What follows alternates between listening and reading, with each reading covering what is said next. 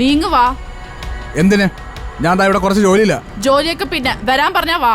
ഇങ്ങോട്ട് വരാൻ.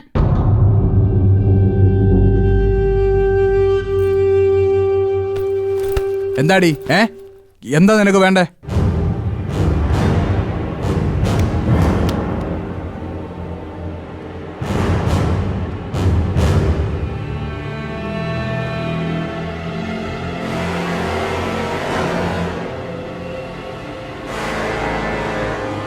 ഷാപ്പൈസ്. എന്ത് ലുക്കാടി ഇത്? പുതിയ ഇമേജസ് വല്ലതും തെളിഞ്ഞെളിഞ്ഞ് വരുന്നുണ്ടോ നിനക്ക്? ഇല്ല ഋഷി, ഞാൻ നിന്റെ IQ ലെവലിനെ കുറിച്ച് ആലോചിക്കുമായിരുന്നു. നീ ക്ലാസ്സിൽ കയറാറില്ല, ഒരു കമ്പൈൻ സ്റ്റഡിക്ക് വന്നിട്ടുമില്ല.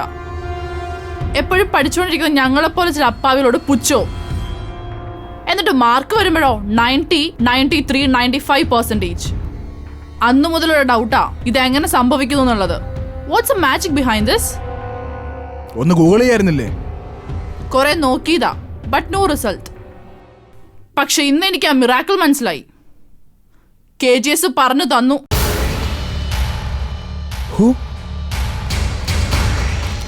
KG സുബ്രഹ്മണ്യ അയ്യർ, ഗൂഗിളിനേക്കാൾ സ്മാർട്ട്.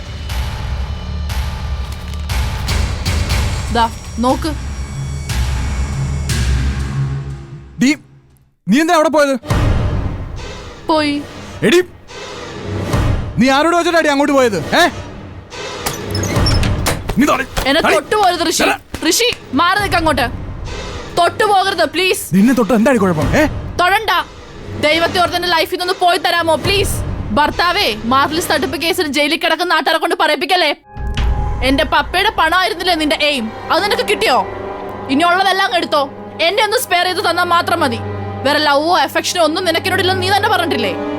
എന്നെ ഒന്ന് വിട്ടേക്ക് പ്ലീസ്. എന്നെ ദൈവത്തെ ഓർത്ത് വിട്ടേക്ക്. ദാ നിന്റെ മാർക്ക് ലിസ്റ്റ്. ദാ ഇതും കൂടി വെച്ചോ, വെഡിങ് റിംഗ്. ഋഷി, ഋഷി,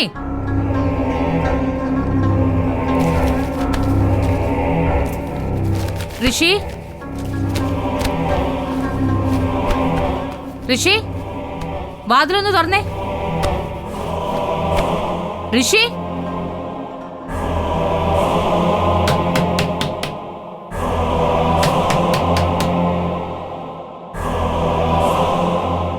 ഋഷി.